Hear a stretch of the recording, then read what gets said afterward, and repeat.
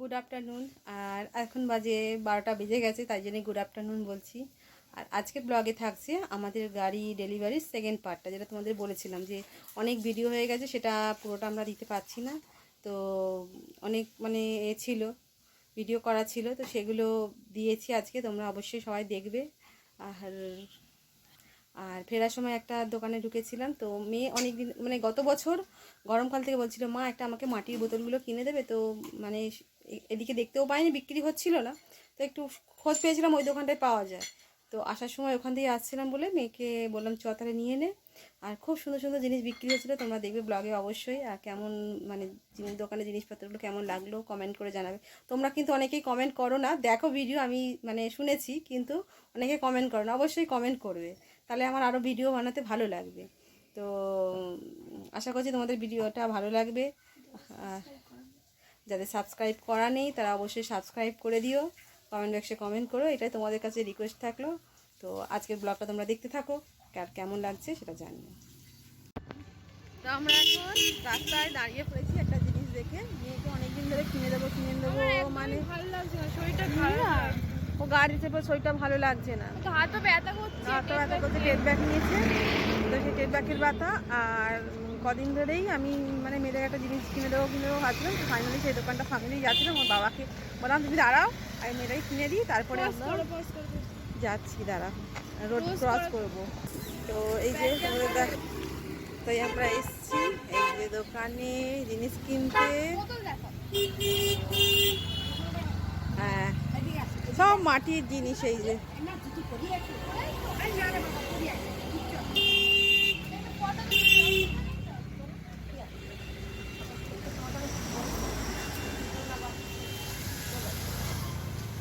দেখাচ্ছি তোমাদের, আরো অনেক কিছু আছে। এই যে প্রিন্ট করা, এই যে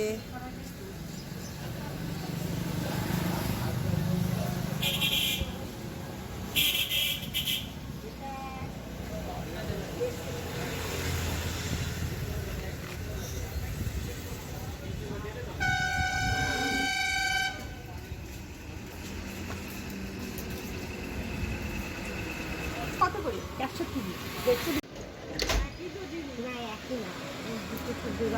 ওই কালা ওই পেন্টিংটার জন্য আলাদা, ওটার জন্য একদম দাম অনেক বেশি।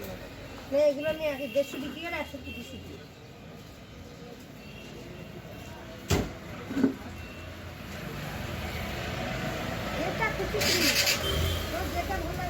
কিন্তু আমি মনে করি যে এইটার মধ্যে জিনিসটা দেখতে বেশি ভালো লাগছে।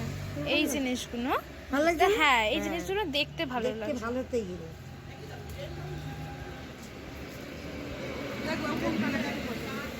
যেটা পছন্দ হবে সেটা ভালো লাগে। হ্যাঁ, এইটা ভালো লাগছে, এটা ভালো লাগছে, আর এইটাও ভালো লাগছে এই জিনিসটা।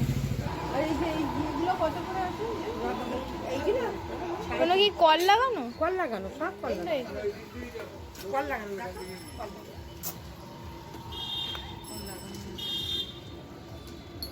খোলা কলটা খোলা,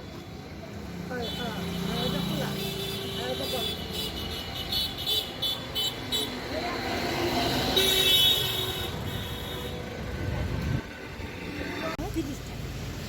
ও,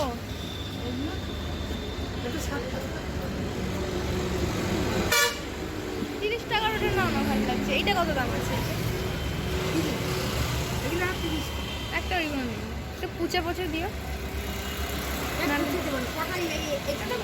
কোনটা ভালো লাগছে? ভালো লাগছে, এটা ভালো লাগছে, এটা ভালো লাগছে। আর একটু দেখাচ্ছি, দাঁড়া দেখি আর ভেতরে আসলে একটু দেখছি।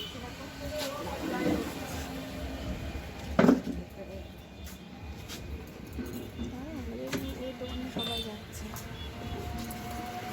এটা তো ঘন্টা, ঘন্টা তো এইখানে কি ঘন্টা? ওটা মাটির ঘন্টা। ও মা, এরকম আওয়াজ যত বাজাবে তত আওয়াজটা বেশি হবে।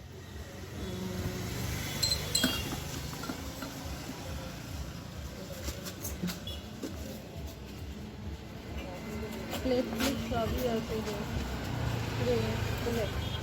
না, আচ্ছা আমি জল কত করে দেখলাম, জল ভরে দিচ্ছি, আপনি বললেন যে ভরে কোনো ব্যাপার না, দেখে নিবি, চেক করে নিবি।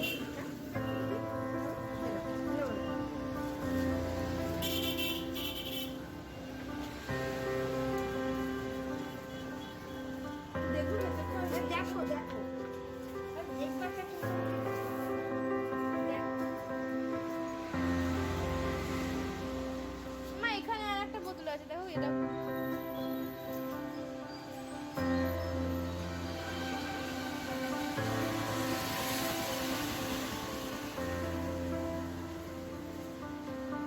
চলো দে বাবা।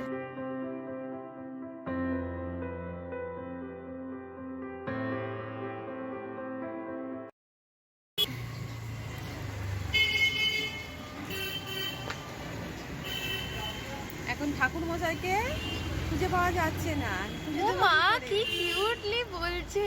খুঁজে দেবো কি করে? ও মা এবার আমার হাজবেন্ড এখন ঠাকুর মশাই খুঁজে বেড়াচ্ছে। নাও এবার বোঝো, এখন এদিক ওদিক গেছে ঠাকুর। ওই জিজ্ঞেস করতে গেছে ওই জায়গায় ওই কাকিমাকে জিজ্ঞাসা করতে যাচ্ছে।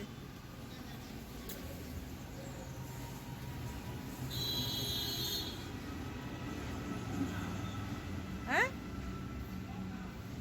তাহলে ঘুরে আসবে।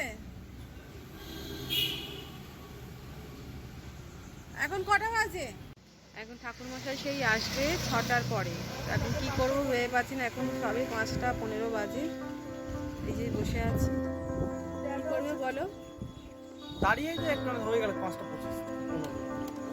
তো ও এখন বলছে যে পুজো দিয়েই একবারে যাবে, তো দাঁড়িয়ে যাই একটু। ঠাকুরের এখানে এসে বসে কি করবো, পুজো টুজো দিয়ে তারপরে বাড়ি যাবো।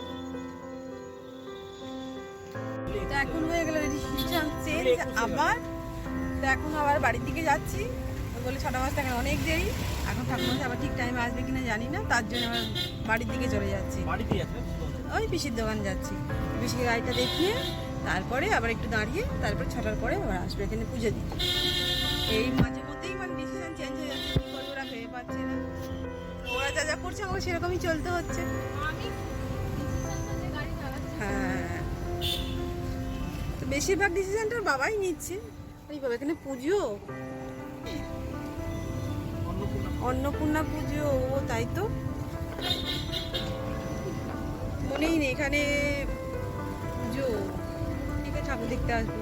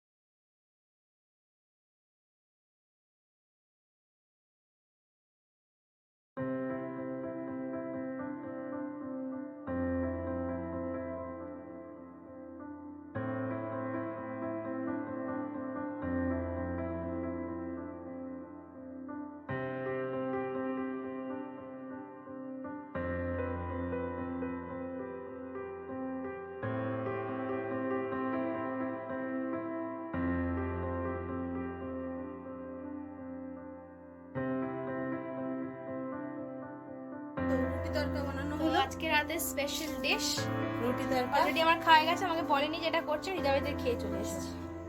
খুব ভালো করেছো। তোমাকে দেখা যাচ্ছে না। আরে ওই এ তো আমাকে ঠেলে দিচ্ছে। আমাদের তো ব্যাগে একদম দিয়ে পড়েনি, অত আর-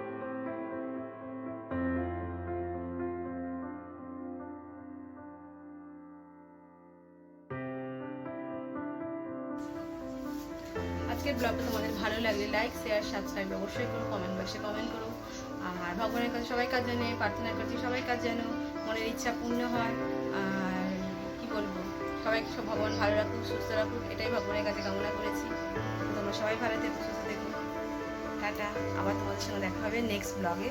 আর নেক্সট ব্লগে থাকছে আমার পাড়া শীতলা পুজোর কিছু ক্লিপ করে রেখেছি, সেগুলি তোমাদের সঙ্গে শেয়ার করবো। দেখো পরের ব্লগটা। টাটা।